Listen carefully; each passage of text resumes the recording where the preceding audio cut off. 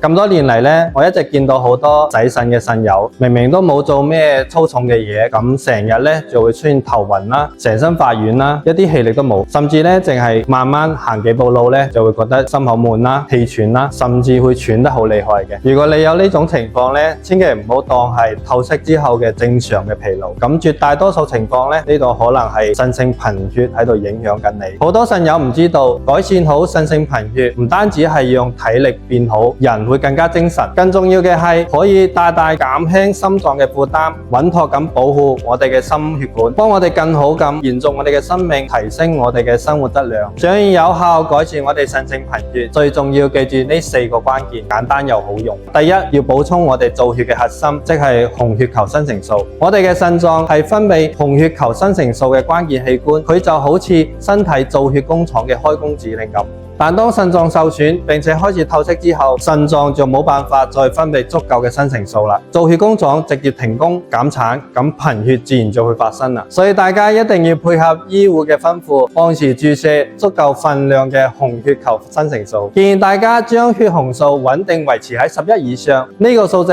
係保護心血管、改善貧血嘅理想狀態。第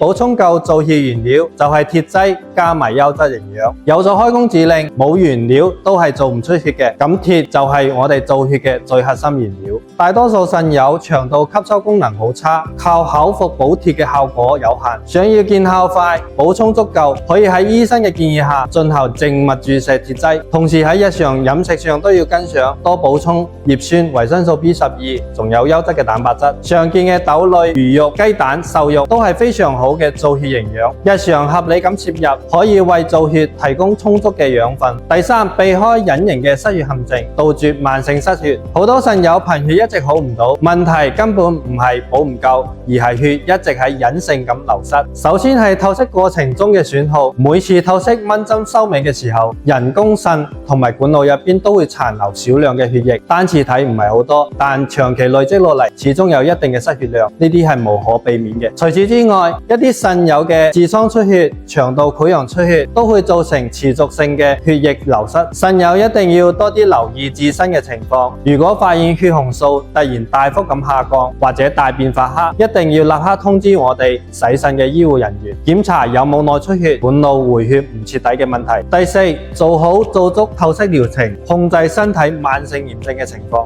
體內堆積過高嘅尿毒素係造血嘅一大障礙，毒素過高會直接抑制骨髓造血功能，仲會大幅咁縮短紅血球嘅壽命。正常人紅血球可以存活120日，咁毒素超標嘅腎友，紅血球嘅壽命週期就會大大咁縮短。所以想要改善貧血，首先要保證透析時間要充足，透析療程要充分，將身體嘅毒素徹底清理乾淨，同時仲要積極治療身體嘅慢性炎症，例如牙周病、慢性關節炎呢啲小問題，冇俾炎症一直拖垮自身嘅造血功能。將毒素清乾淨，炎症控制好，補血調理先可以事半功倍。最後提醒所有腎友，改善腎性貧血唔係一步到位嘅，呢個係一場持久戰。一般規範調理需要堅持2到4星期，先至可以慢慢見到效果。如果平時發現經常異常疲勞、面色蒼白、稍為喐下就氣喘，一定要第一時間同我哋醫護團隊溝通，及時排查問題，調整透析方案。我係麥地人參黃醫生，關注我，帶你了解更多透析要關注嘅重點。